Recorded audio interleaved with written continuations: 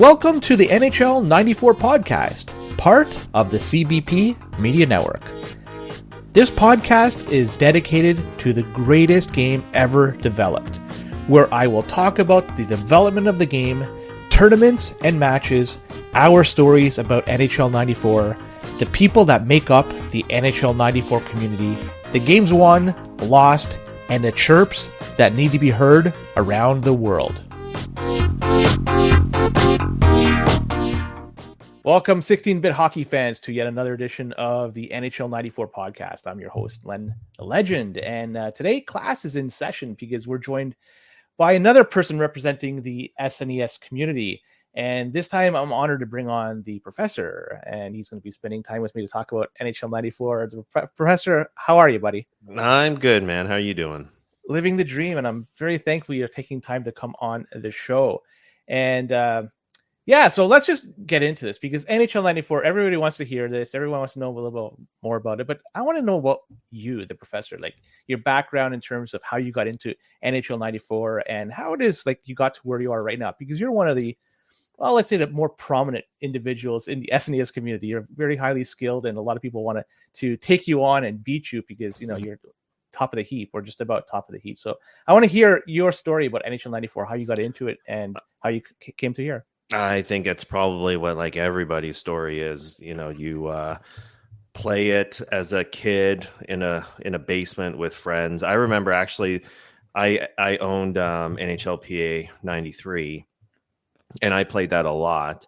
And then which system? For Super. I don't touch Sega. I know that there's like Super NES guys that are learning how to play Sega. I'm like, no, that's just not a thing for me. No offense to anybody, but I just stick to the thing that I like know and love and grew up with. None of my friends actually had Sega, coincidentally. I don't know why that happened, but it's just a coincidence. But yeah, so I played NHL PA 93 and I loved that game. Then I read about NHL 94, probably in a magazine or something, and I heard that you can edit lines and, you know, like all of those things, like the one time, like all of these things that were just brand new. And I was like, I got to get my hands on that. So I remember like trying to get my hands on it. I had a classmate that had it, but then didn't like it. And so I was like trying to buy it off him, but like it just never happened. Anyway, I got my own copy somehow, and was just playing it nonstop. As a kid, I don't know why, but I wanted to like play a season with it, and obviously doesn't have season mode. And so I had a notebook and I would jot down like every goal that I scored, and I like made up a season, and I tried to just like keep stats and just try to, you know, live the dream of like being an NHL player, like on the video game. Anyway, then I found, you know, I met friends in grade 6 and 7 and found out that they played this game too. And I was like, holy smokes. Like, okay. So then we played all the way through high school. It was just, it was like a core group of the 4 of us.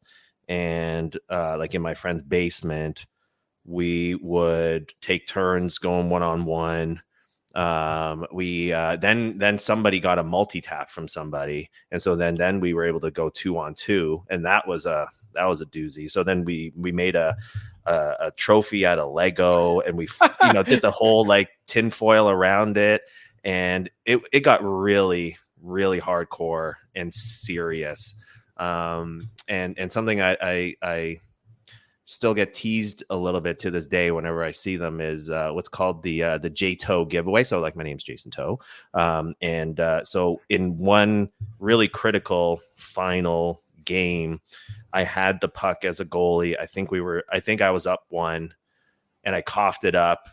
Goalie was out of place, tied it up, and then lost it in overtime. And then that was like forever a huge burn. But, you know, everybody's got a story like that, right? Like you've got this, like either a golden goal, or, you know, you cough it up. And anyway, so just kept playing. And then I learned about the community as a, you know, I must have been in my mid-20s, but I had a kid and a young child, so I wasn't really able to join the online community.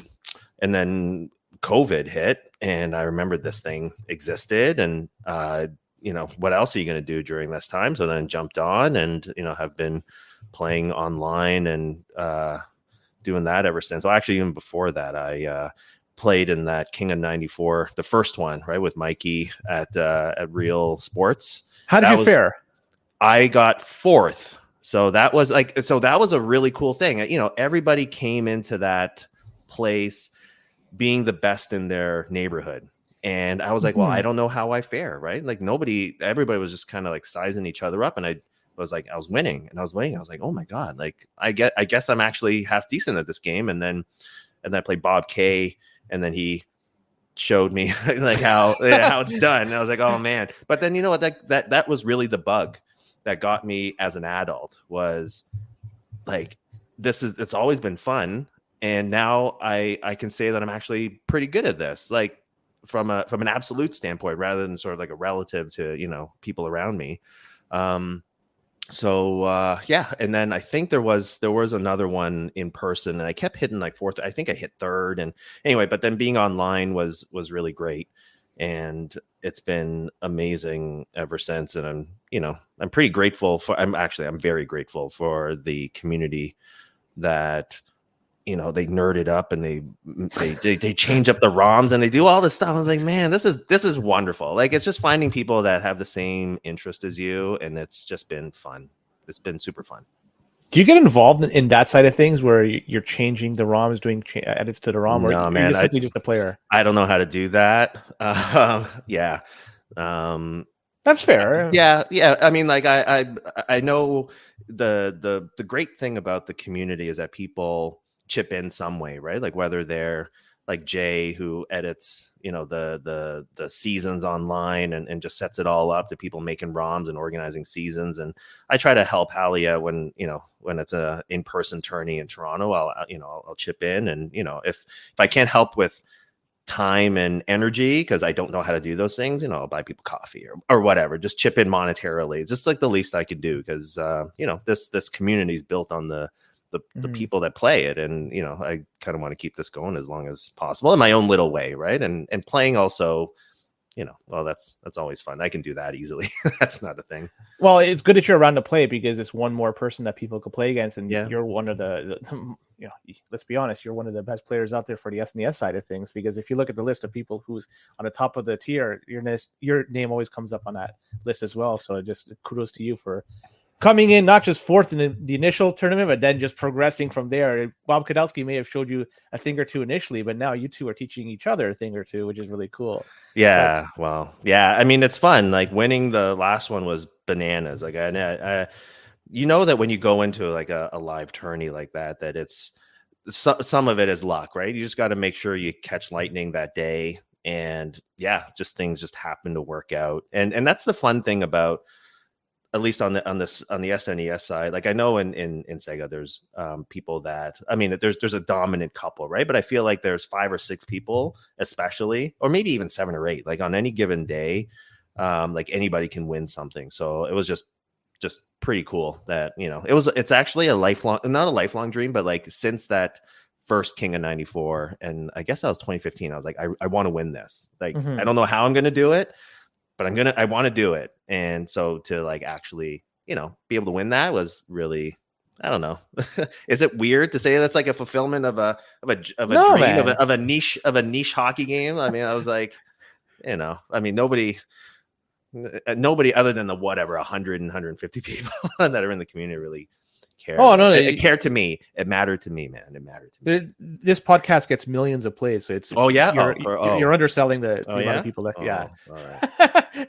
So I don't want to gloss over something, because you talked about your beginnings where you got you had your SNES, and you were trying to chase to get NHL '94 from your friend, and eventually ending up getting it. But in terms of other games, because I always like to hear what other people played as well. Because you were an SNES guy, and you still are. What other games did you play on the SNES? I'm curious. What else was there? You know what? It's such a range. Like I didn't play it, but my brother would play Zelda, and I would watch him for hours. A Link to the Past? Yeah, Link to the Past. Yeah, such a good game. That was a good one. But actually, as a kid, I was really I don't know, that sort of RPG thing kind of freaked me out. I was like, you know, you embody that person so much. I was like, I didn't really like it. It scared me, actually. I don't know why. Even Were you into still, Mario probably. Kart then? Oh yeah. So I was Yeah. really into Mario Kart, and there was a point where I was so obsessed with that first, you know, that first course. Like, it's the simplest one. Yeah, But I wanted to Mario Circuit shave, or something. yeah, like every millisecond off of it. And so I remember doing that like 100 times at home, just like all the drift turns that you can possibly do, right? Anyway, yeah, there was that one. Like Mario World was I obviously love that game. everyone's. It's a good one. Yeah. Killer Instinct eventually, that was, and Street Fighter 2 Turbo was a good one. I really enjoyed that one. What else was there? Oh, Mario Paint, actually. I don't know if you remember Mario Paint. Did you have the mouse? Oh yeah, and the mouse pad and everything. Yeah, making music and the art. Yeah, I don't know why that was creative outlet in Super. Yeah. Yeah. Well, so then did you ever get to play Genesis when you were younger, or you just nobody had it? You never even played it at all? Yeah, nobody really had it in my neighborhood or like any of my other friends. It was a mainly Super Nintendo sphere that I lived in. Yeah, I don't know why. Like, and it feels like a lot of there's a disproportionate number of Super NES players like in Canada compared to in the States. I don't know. I don't know whether that's a marketing thing or if it was just, I don't know if it's a cultural, I have no idea. But no, I never really played Sega. Actually, I think I might have had a friend, and then just the 3 buttons instead of 4. I was like, what the hell is this? Like this, I'm not 6. like it. Oh, okay, you know what I mean. But Yeah. like, you see, I don't know. It was just so foreign. I'm like, no. Because remember when Street Fighter came out, we're going into the weeds here. When Street Fighter came out, it worked so well on the SNES versus the Genesis, because the switch between the kicks and the punches on the standard controller, you had to press start. Oh, so really? Press start. Yes. Oh my That's God. why it was. So the SNES had it beat because you could use all 6 buttons right off the bat. Yeah. You know, the shoulder buttons weren't, you know, the greatest buttons to use, but they're there. But they right? worked. You had everything. They worked. Yeah. Yeah. So remember when it first came out, I went from Genesis to Super Nintendo, back to Genesis to Super Nintendo. So I traded them in. That's my journey. But because I traded initially, I wanted to get Super Nintendo because of Street Fighter 2. That's the reason why I traded in my Genesis, and NHL got me back to because I saw NHL 94 and NHL 93.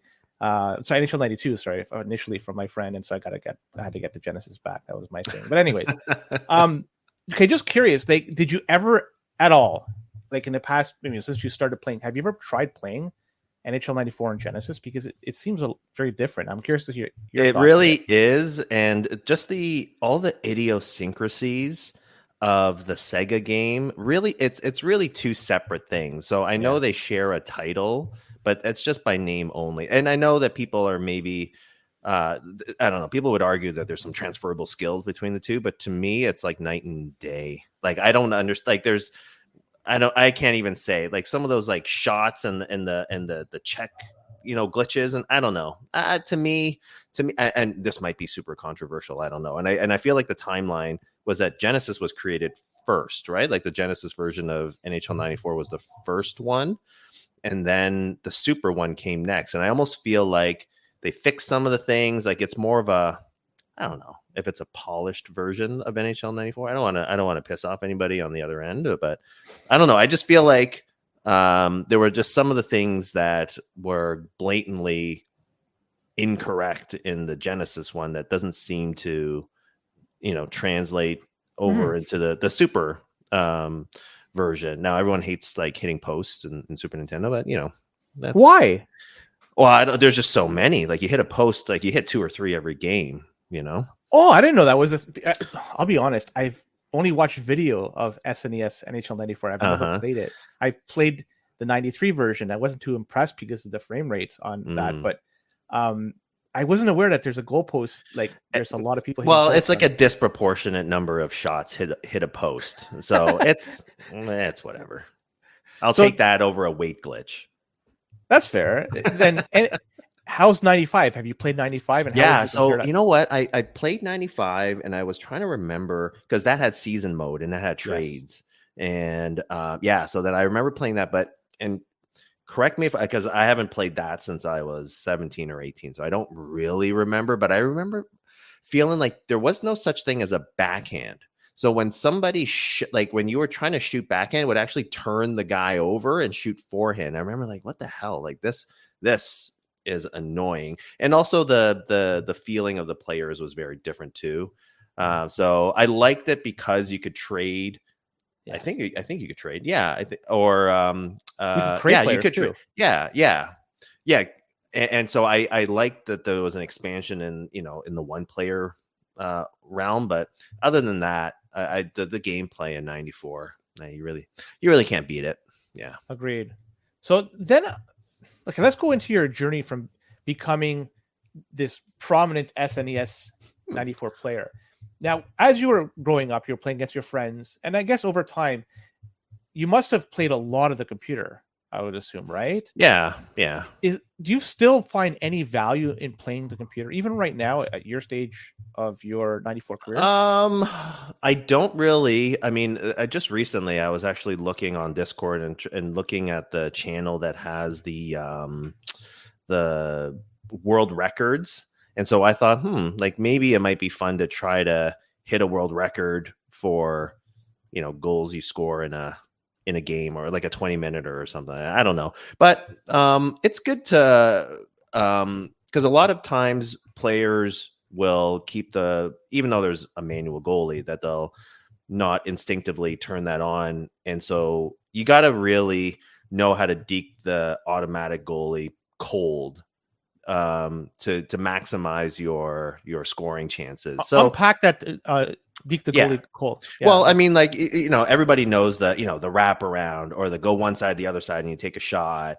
But there's lots of things that work 100% of the time. And so when the time comes and that's happening in a real game versus a human, you got to make sure that you bury that. Otherwise, you're leaving a goal on the table. So, I mean, I haven't done it lately, but definitely in previous in-person tourneys that, yeah, you warm up a little bit to just make sure that your timing's good. Because, against the best of the best, chances like that don't happen that often. And so you really got to take advantage of it. If you're deking the AI goalie, you really got to bury them. I mean, that's just my thinking. Yeah. That's fair. So, okay, let's say there's somebody new coming to NHL 94, and they may have watched it, either videos on YouTube or whatever video platform they like, or even they played some of it on Genesis. So they're brand new to the SNES thing. What skills would you recommend that they work on to advance their game? Oh, that's a good question. I mean, definitely the ways to deke the automatic goalie. So I can't even list. There's probably 5 or 6 ways that work pretty much all the time, whether it's a wraparound or the cutting across or, like the one-timers from the side of the net over to the guy, in the slot. Definitely knowing how to beat the auto goalie is a huge one. Making sure you know how to just make smart passes. Also, another good one is the AI for the players. Players often in the offensive zone, they'll just kind of go in a circle, especially the guy in the center. That the center is usually the one doing. So, if you can recognize when that AI is going to go towards the net, that's a good time to pass it to them and hit the one timer. Versus if they're drifting on the way out, if you're passing it to them, they're going to be at the blue line. They're going to take a shot, and that's not going to go in. I mean, little things like that, but I mean, generally, the one timer, yeah, deke the goalie, know how to do a one timer, and then the rest is just just live and learn and learn from the mistakes. Yeah, getting reps in is huge. And you were saying that you're noticing that the center does these loops. He's going in circles. Now, is it always the same? It is always going clockwise or counterclockwise? Is that's always the same thing, or is it just random? I don't know, actually. Let me think about that. I've always, you know what? I'm gonna have to get back to you on that. I can't actually imagine. I can definitely see them going counterclockwise. They probably go the other way too, Would they but go the other way when they're switching sides? Like if he's going counterclockwise, going up, would you know then what? go? Yeah, exactly. Like maybe if they're further to the left of the net, then they'll loop around this way, right, to go Mhm. clockwise. But then if they're closer to the um on the right side, they might start going left. I don't know. Actually, I don't pay enough. It's so automatic. I don't know. Sometimes it's so hard to unpack what you do in a game. Anyway, yeah. You know what? These are some pretty cool specific SNES tricks that you're laying on us here. And another one you touched, I think you touched upon where you press the A button to stand up, like that. Or not A button. Oh yeah, yeah, yeah. The The Y hold button. Yeah, Yeah, when you get hit, you pop up with the Y. yeah. Yeah, the beauty of that is then not only do you get up, but then it often holds the guy that hits you because they might often control the puck after they hit you, right? You've got the puck, they hit you, now they've got the puck, but then you press Y right away, and then you're hooking them, you're holding them, so they can't get anywhere anymore. So it slows them down and prevents a fast break or something. Yeah, that's an advanced move though. Well, I'll give you some pushback here because Uh-huh. that I would say that's potentially a bug in the game, right? Oh Like you're on yeah, the floor, okay, yes, that is a bug in the game. Yes, right? So I'll then give you that. it's almost the same way you're like the abuse of the weight bug in the Genesis version. It's right, like every system has their quirks, so we're trying to abuse it as much Well, as okay, but possible. you know what? That's just like the equivalent. Okay, if a guy gets hit, you get back up. We're just accelerating the process. If you just let it run, yeah, I mean they're hurt, I don't know, like they're dazed or they're hurt, and then they get back up again. So we're just accelerating the process. It's not okay. I'll give you that it's a bug, but it's not as bad. Actually, the bug is when you pop back up. For the first like 2 or 3 seconds, you can't possess the puck. So like you have to know that if you pop up and you're trying to get the puck, that you can't, and so you might have to hit the other guy and like wait it out a little bit and then pick up the puck. So I'll give it to you. That So no, there is Yeah. some thought process behind it in order when to use it because that I've never used it, so I haven't firsthand experienced what it's all about, but I've seen it in video footage. But the fact the way you're saying it, that when first 1 or 2 seconds you're not able to get the puck, so there's a strategic use to it of when to employ it. So you know what, I'm gonna have to try out SNES NHL 94 one You day. won't go back, Len. You won't go back. Well, no. Maybe that's the case. Maybe I'll flip it back and forth. Who the heck knows? But I'm just curious. I've seen you in footage use timeouts and stuff like that. Does that give any advantage? Is that just a mental thing that That's you're a trying to mental play? thing, man. That's a mental thing. And Bob is So it's a chess game. a little bit. I mean, so much of, I don't know if it's like in Genesis, but like you can get on a roll real fast in Super. Like you win some draws right away, and you can score 3 or 4 right away. So part of it is just to take a break from the rhythm and just kind of, yeah, I don't know. It doesn't do anything. I'm almost positive it doesn't really do anything, but at least it just it breaks the rhythm so that somebody is less likely to get on a roll. But it's a way to signal for me. It's a way to just let the other person know, like, damn, like you've got my number right now. Like I just need to like take a moment and breathe. Just a moment of humility, but then also, yeah, trying to get the momentum back on your side. Yeah.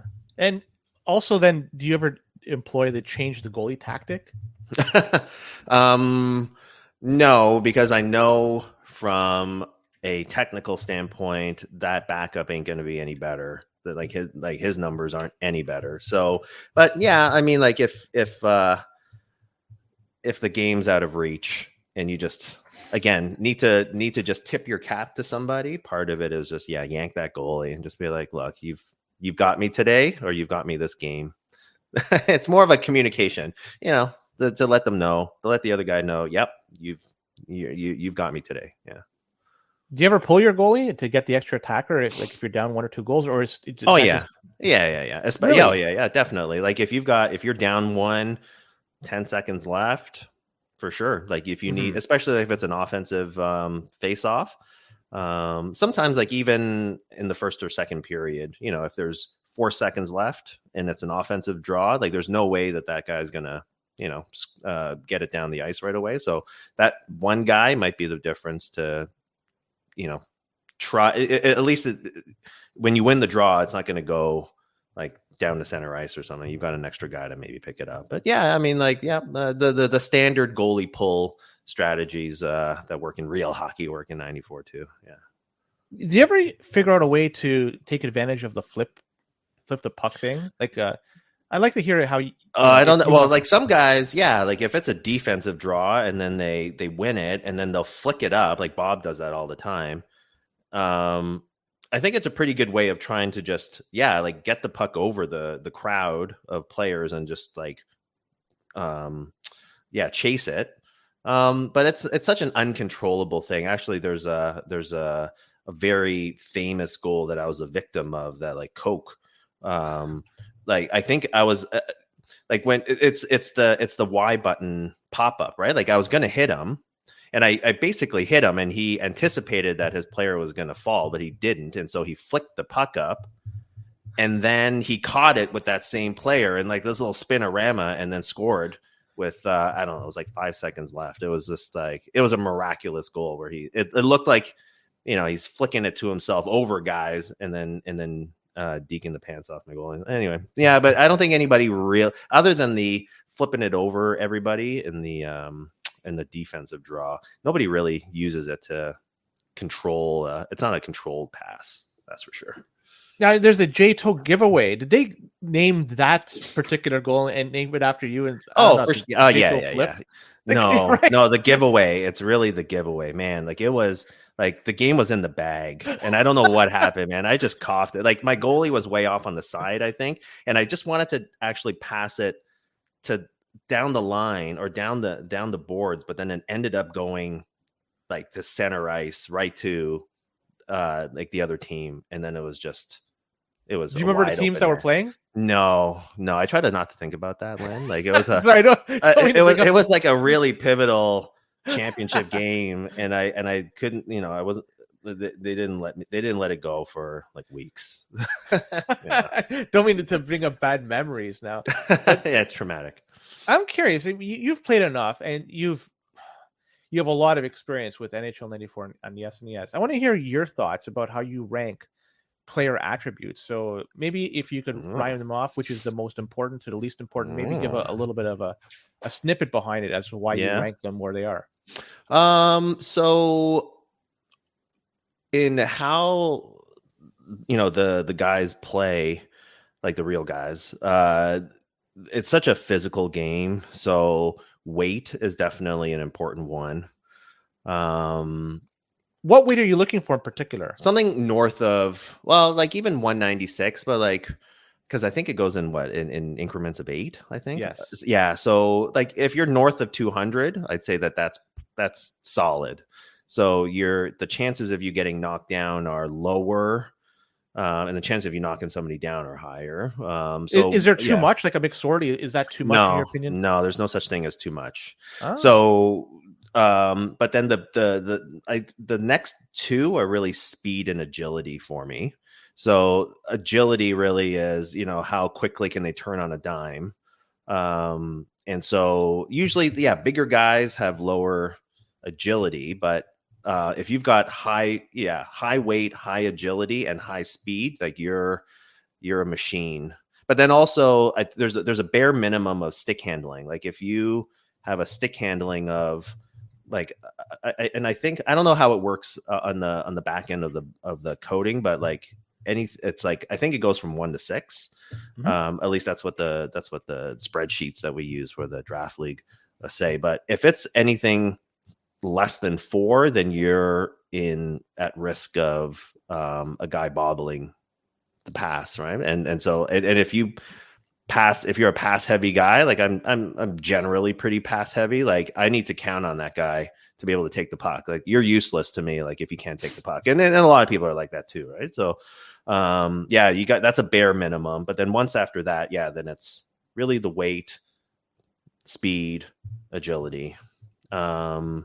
Everything else is just gravy. Yeah.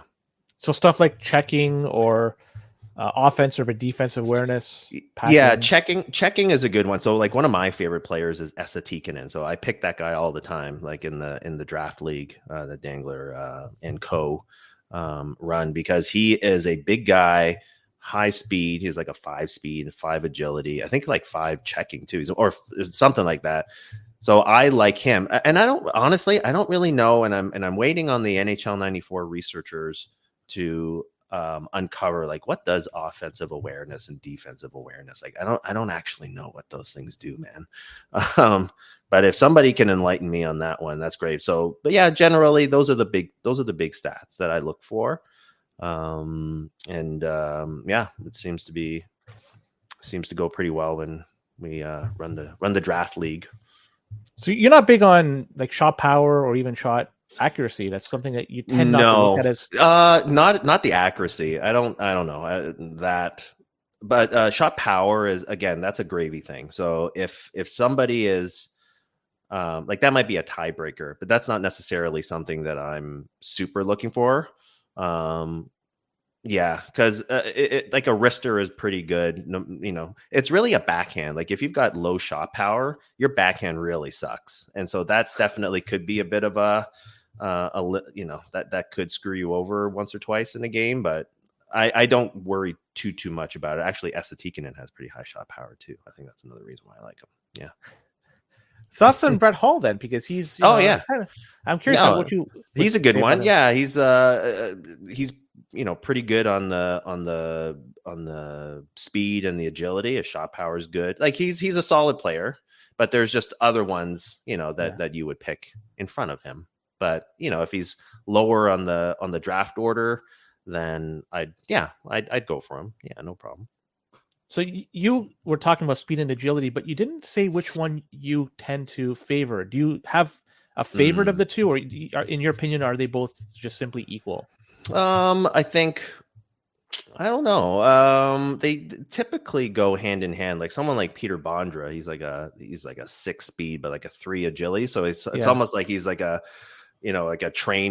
runaway train at times. But I think definitely, I don't know. It's hard because you can have a slow guy that can kind of be nimble. Like I think I'd rather take that over somebody who I can't really control finely when I get in front of the net. So I think a lot of how I play is that I don't tend to do a lot of one-timers. I tend to deke and try to get in close proximity to the net to try to make a move.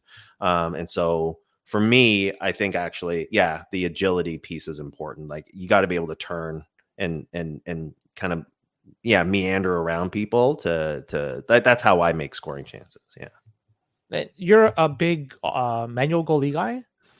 Not as big as other ones, but definitely I know. And sometimes I have to remind myself, like when somebody is like deking the pants off the manual goalie, sometimes I get really reluctant because like especially the top guys, right? Like you think you're anticipating what they're doing, but they're anticipating what you're doing. And you know what I mean? Like it becomes this mental game that I'm like, you know what?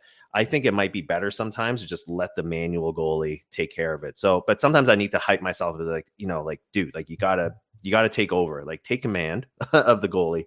So it depends on how the other player is playing for me to determine like, am I going to be taking over all the time or is it just some of the time?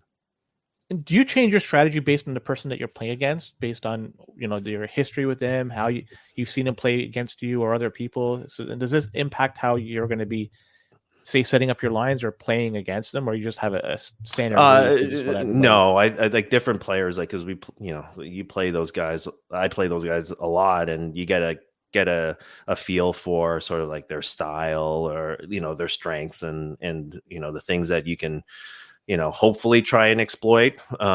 So for sure, like different people have their personalities and their preferred ways of scoring and defense especially. So you definitely get a sense of like the top guys, like what they're really good at and how do you have to do your best to contain them. To go back to the goalies thing, we're talking about rankings, but we're specifically talking about forwards and defense. Yeah. I'm curious, do you have a tier for goalies? I mean, no, everybody, at least on Genesis, there's Roy and Belfour is 1A, 1B, and then Fuhr's next. And after that, it's kind of a big drop off, and it's just a scattered bunch of. But I'm wondering, does the same thing apply to SNES in terms of how goalies are ranked in the community?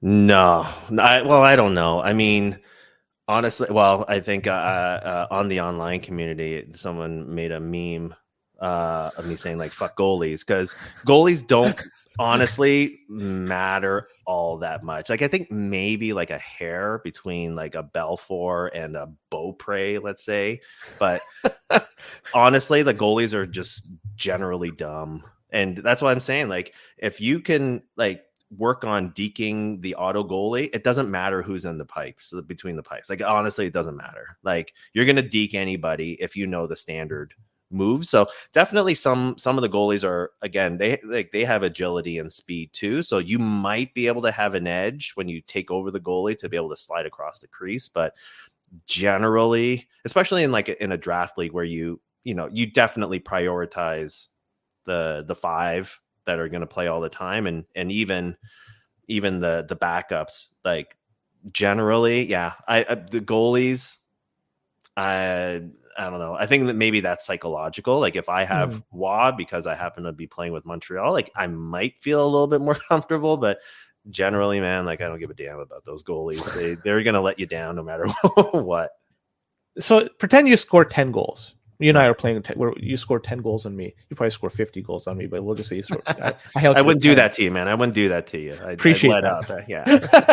That's even worse. No, so just say you score 10 on me. Now break that down. Of those 10, how many would you say are dekes? How many are one-timers? And how many are, say, anything else, like slap shots or something else? I'm curious how you would break down your score. Oh, I'd probably deke you. I don't know. Probably 8 or 9 out of 10 generally. I think that's usually I don't know. Like so much of it depends on, the defense and what is, being given to you. But yeah, like I don't know. I'm a stat guy, like I said in the beginning. Like I would keep stats all. So that's why I also love the community, because there's stats everywhere. And so when you're playing in a season, you can kind of look online, and I'm usually at the bottom of the list in terms of the number of one-timers that I take, but when I take them, I generally hit them. So I think I'm pretty selective of when I try to try a one-timer. But yeah, I think generally I deke, and a lot of people know that I favor the forehand because the shot's just stronger. So half the time, like I think afterwards I watch the stream and I read what people are writing. It's like he's shooting forehand like 90 times, like 99 times out of 100. So like, why can't you block it? But then again, like when you can tell that somebody is shading you to go forehand, well, that's when you switch it up and you go back in, and now you got him guessing. But yeah, slap shots are beautiful in NHL 94, like for super. Like it doesn't happen that often, and some people are better at it than others. Like I haven't really figured out how to do it, whereas some people have. But man, when you get a slapper, that's a thing of beauty wherever it is coming from. Like it's awesome. So I don't know. I'd love to do more of those, but I don't know how to do them really. They tend to be corner shots? They're hitting like the top corners, or are they between the legs or something? It's usually like most guys have left glove, so it's usually glove side when you're going down. Sometimes what I do is I drift, so it's hard to explain, but like I'm drifting away from my forehand, and then you shoot like back across the net. Yeah. So I sometimes those work for me. I think people are also slapping up, on the forehand side. I don't know. Like I don't know, man. Like it must be something about the approach that people take to like. There's a certain drift angle, man. I don't know, but I gotta look at the tape on that to really figure it out. Yeah. See, when you have the puck and you give it, say, to IF Rady or Doug Wilson or something, don't you have this sudden urge just to carry it in there and just rip it? Doesn't matter. You know what? But their accuracy is not great, man. It's like 10 rows up. But it feels so good to just hammer it. I don't care. I know it feels good, but it's such a to me, it's a low. It goes in with low frequency, right? It's like a low probability shot. Yeah. So if I'm trying to win, and it's a tight game, like I'd rather pass it around to try to get a better scoring opportunity. But man, like, yeah, well, I don't know. For some people, it's a higher probability opportunity, and so they take it. And you know, when they score on me on a slapper, I'm like, oh, that's nice. Like, sucks, but oh, that was a nice one. Good one. What I've been reading is that the SNES community, for whatever reason, they seem to be nicer. And I don't know if this is true or not, but that's what I've heard. Well, yeah. Well, I don't know. I mean, like, I'm not on the other side, so I don't know the discourse of what happens there. But I don't know. We just a bunch of nice guys that just, you know, love playing and know that. I think part of it is also, well, I don't know. I know that, like, I could lose any time to most of the, you know, the top guys, and even guys that are not, like, you know, I definitely will lose my share of games against, like, you know, guys that are in the B League right now, or let's say. So I don't know, like, there's an appreciation of each other, I guess. That might be a little different. I don't know. Maybe it's just the norms, the cultural norms. Maybe, again, like I said, like, we're disproportionately Canadian. I don't know. Like, does that have something to do with it? I have no idea. Well, you got to go up against a Z League guy like me, and we'll see if I can. I'll still GG you after, man, and I'll just be like, "Oh, good game. You did. Thank you. Well." That's the only thing I'll get out of you. I'm not going to put much competition. Ever come across the rage quitters? Because I'm not sure if there is such a thing. But do you ever get that? I don't know about rage. Well, like, what does rage quitting look like? Just turning it off. Oh, turn it off. No, I haven't seen That's it a rage turn quit off. to me. Oh, is that a rage quit? Sometimes people will just, like, stop moving. You know, if I've scored, what, I don't know, like 12, and it's usually not one of the staple Super Nintendo guys. Like, it's usually sometimes like a Genesis guy coming and playing, you know, in a league where we're all, like, in, you know, and yeah, sometimes that'll happen, and it just kind of sucks. I mean, like, just go through the motions and finish it off. That's generally, like, even when I get my ass kicked, right? Like, I'll lose by 10, but, you know, like, keep playing with class, you know, at least keep trying, and yeah. So, but no, I don't think I've ever had anybody just, like, you know, drop the net play off and just, like, call it a day. No, that hasn't happened yet. In terms of the amount of goals scored, is there, like, when you're playing a game against somebody, is it more often than not one of you two are going to be scoring 10 or more, or is this kind of abnormal? No, I don't think so. No, I think like, there's games where I really, you know, the most fun are those 2-1 games or the 1-0 games. Those are nail biters. I'd say, like, generally there's like 10 goals a game, like, overall, Combined. right, in total. Yeah, that's, I don't know. Somebody's going to have the stats on that, but that's generally kind of where where I'd feel like if I score 5, I feel like I can score 5 or 6 generally. Yeah, like in a game. Obviously, sometimes more depending on who you're playing, or sometimes less depending on the defense that you're playing against. But yeah, no, it's not like they're not football games. That's for sure. Yeah. Do you prefer the standard 5 versus 5 ROM, or something, one of the custom ROMs that say have less players on the ice? Oh, so right now there's a 3v3 league that's going on, and I like it. It's different, right? Like, it's but there's definitely more chances to be creative, just because there's fewer people on the ice and fewer obstacles, so you can do some, you know, do some stupid things and make some plays that you wouldn't otherwise.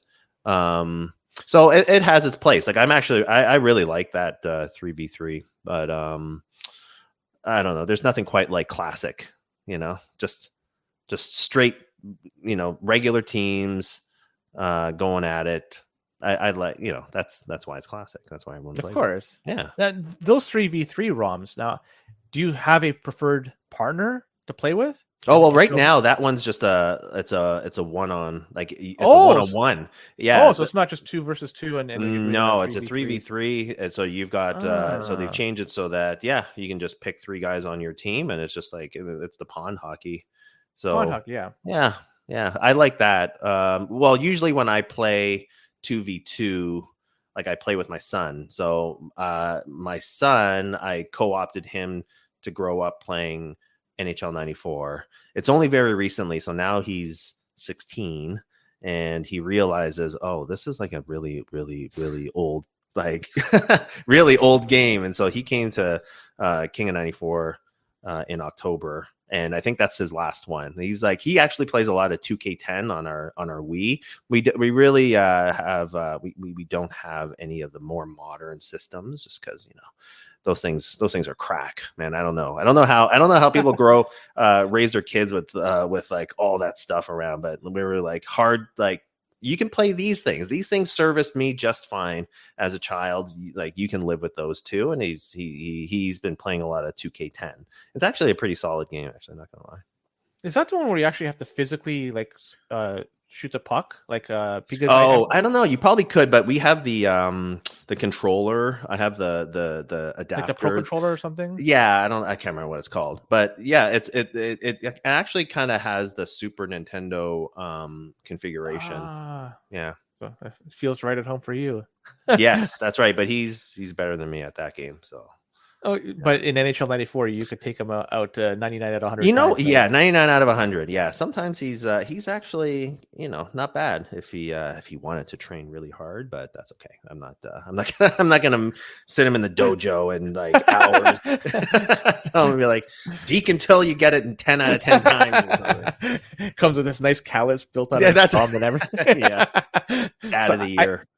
I guess you don't have much to say about NHL Rewind. You haven't tried it out? No, I mean I wish that there was a Super Nintendo version of that, but that's yeah. You're right. Like because it's been a while since I played it, but you're right. It is based on Genesis. The Sega. Yeah, it's the Genesis version. So, but you know what? I think generally that's the more popular version. Am I wrong? I don't know. Just from a worldwide perspective, that's how I feel. I think so. I can look at from my narrow view scope, and we all played for the most part on a Genesis. Even though I grew up in Toronto, and Canadians, as you mentioned, primarily get the Super Nintendo version. But the only one I saw of Super Nintendo, like I mentioned, was NHL PA 93, and I saw that I was like, man, this is it was choppy. I didn't like the frame rate on that. And NHL 92 was the first one I saw when a friend of mine, computers down, got it. And I was like, when I first saw it, I remember I was like, holy crap, this thing is amazing. Remember, we came from that time, Blades of Steel or NES Ice Hockey. So that was a huge jump. Oh, yeah. NES Ice. Was that the one with the skinny guy, middle guy, big guy? Got it. Yeah. Did you ever play that? Oh, yeah. I had the Famicom. So I was born in Hong Kong. So we had the red and white Famicom. Yeah. And we had I think that came in like a floppy disk. We had the disc. They did have a floppy disk that's for the Famicom. Yeah. And so I think we had that. And so, yeah, I remember playing that. That was a good one. Really? So even then Zelda for the Famicom, we're going to the Wii. Oh, I don't know if again, Zelda scared me as a young child because of the emotional investment in that first, like essentially, it felt like a first person. I know it's a third person, but it was. I never played. I remember. Oh man, what's that?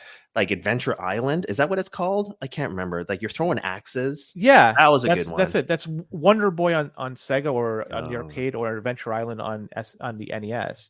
Yeah, and you got the skateboard. You have the cloud board. Like I remember that. I played it quite a bit. It was a lot of fun.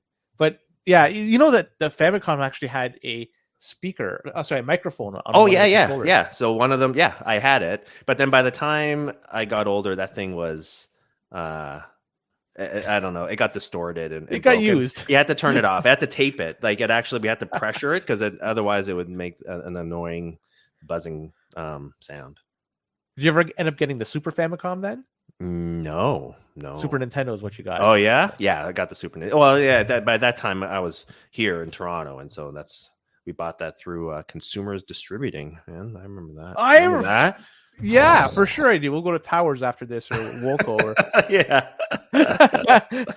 I remember just dreaming. Like my mom would take me there and we'd flip through the catalog and be like, all these games were, man, I can't remember how much they were. They were like $80-$90, right? That was back then too. Back then, Yeah. $80-$90. Yeah, I had no idea. Yeah. I remember crying because my mom wouldn't buy me something like a I don't remember the game, but now I can remember. Yeah, that was a shit ton of money. Yeah. When you got a game, you played that thing because at least in our household, there was no other game coming. That was it. That you had that game. You better, if you had a friend, maybe you could trade him, and that's about it. And oh man, those are different times. But anyways, you know what? I think it's a good time to just transition to the rapid fire section of the podcast where I start firing pucks at you. Let's see how many you could stop. So, all right, some questions I'm going to throw at you here. We'll start off with name the top 3 teams you'd like to play with. All right. The Rangers, Boston. I guess you have to go Pittsburgh. That's sort of like the, because you got Lemieux, right? The 100 player who can, I think there's a love-hate relationship with him because when he's on, he is unstoppable. But when he's a little slower, then he's rather pedestrian. But I would be remiss if I didn't mention Pittsburgh. So yeah.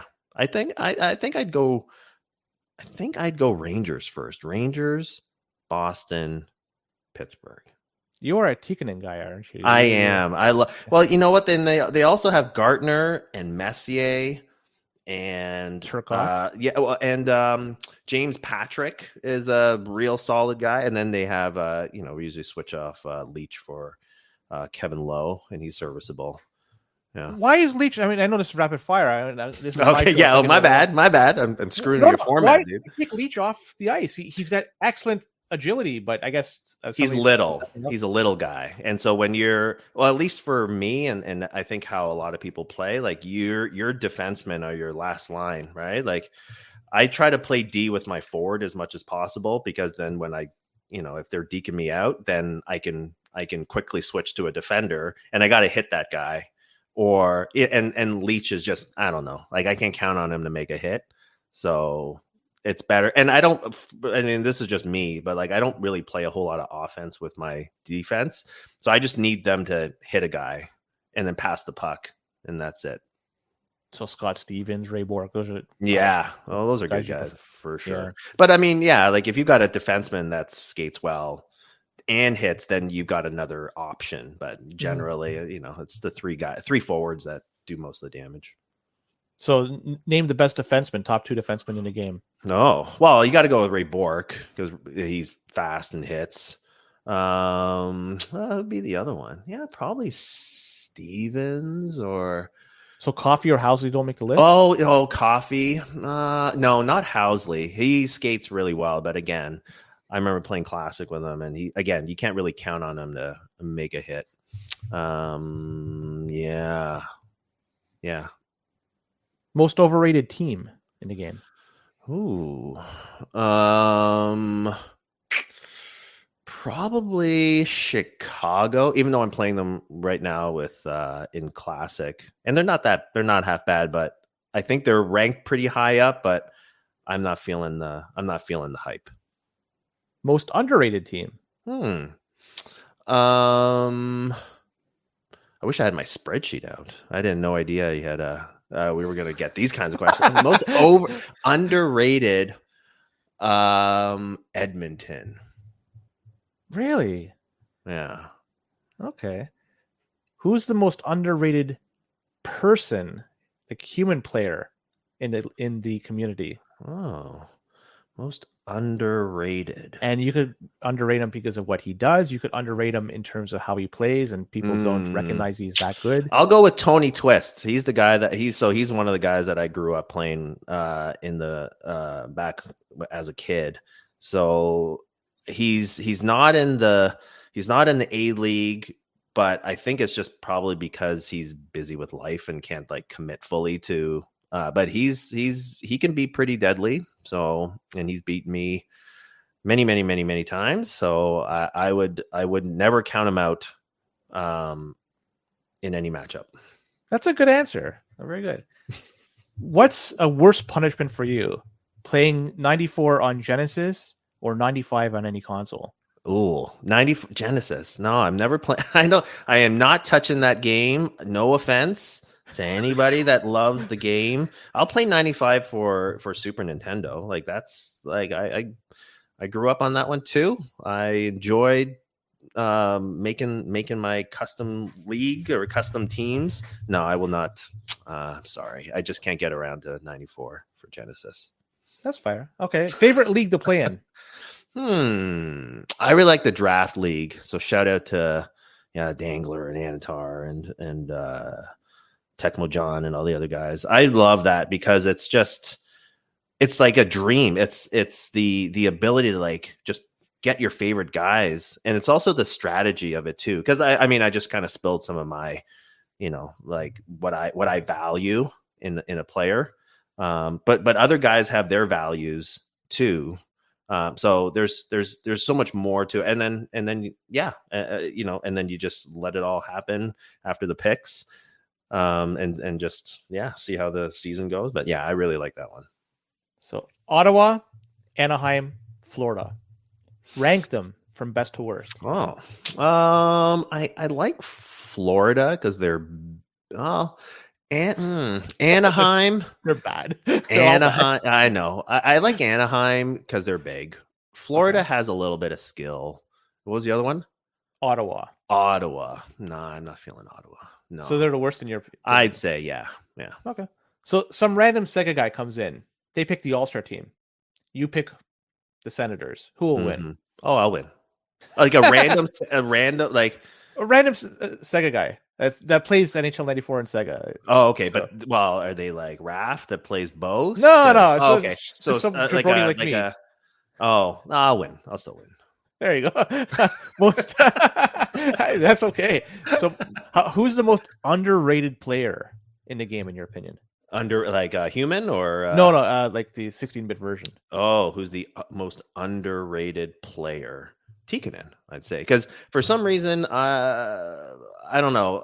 He often seems to fall to me, just based on, like I said, what I value. Like I have him like he's like a top 3 player for me. So, and then on the flip side, who's the most overrated player?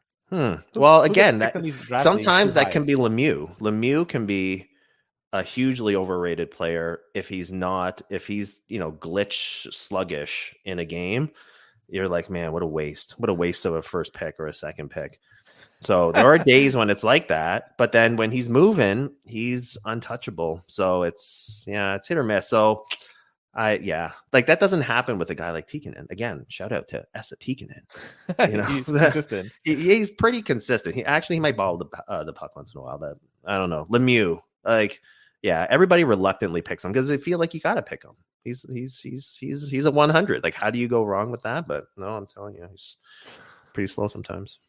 So I guess one of the last questions I have for you is, this is a tough one. Who's better? You, Bob Kadalski, Antar, Dangler? Oh, well, again, that's the thing. Anybody can beat anybody on any given day. That's how I feel. I swear to God. I mean, before. Yeah. I was hoping you chirp somebody and Oh, no. They're I just lost to Anatar yesterday in a best of 5.